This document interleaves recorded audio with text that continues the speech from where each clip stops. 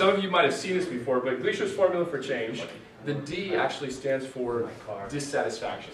And so one of the keys to this formula says that to make a change happen, to get a different kind of result, there has to be some element of pain, right? There has to be something going on right now that you don't like, right? There has to be new revenue, more locations, less time, all these different kinds of things, that there has to be some dissatisfaction to make a change happen.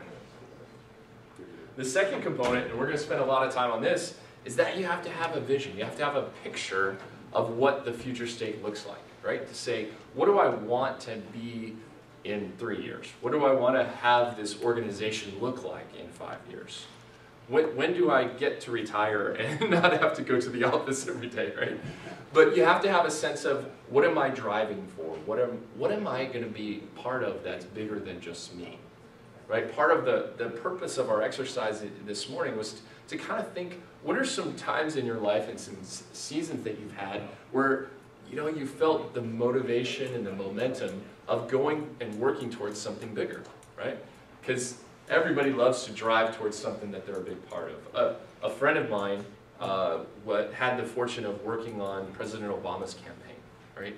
And in terms of something bigger, whether you agree with Obama's politics or not, you do have to agree the guy ran an amazing campaign to become president, right? And he mobilized an amazing number of people. And so it's always interesting to hear my friend AJ talk about what it was like to work on that campaign and the excitement that was involved and all these, and it moved a lot of people. So vision's really critical when we talk through things like that. The F stands for first steps.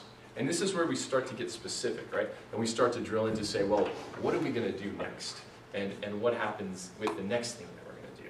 So that's really critical. So that first steps is a lot of what we're going to walk away with, right? So it's that connection, and you notice this is a multiplication problem, right? So it's dissatisfaction times vision times first steps. And in multiplication, if anything's zero, what's the answer? Zero, right? So none of these can be zero. So all of these things have to be present in different ratios, right? But obviously to increase the intensity, you need all of that. And you need it to overcome R, and R is resistance, right? And resistance comes in many forms. But more than anything, resistance is how you think about things, right? Your resistance, Brian Tracy often says 80% of the resistance is actually in your head. It's how you think about things. Regardless of the economy, of the situation, of real estate prices, of all the things that are going on around you. And I've met plenty of entrepreneurs that all of those things, almost all of those things, can be overcome.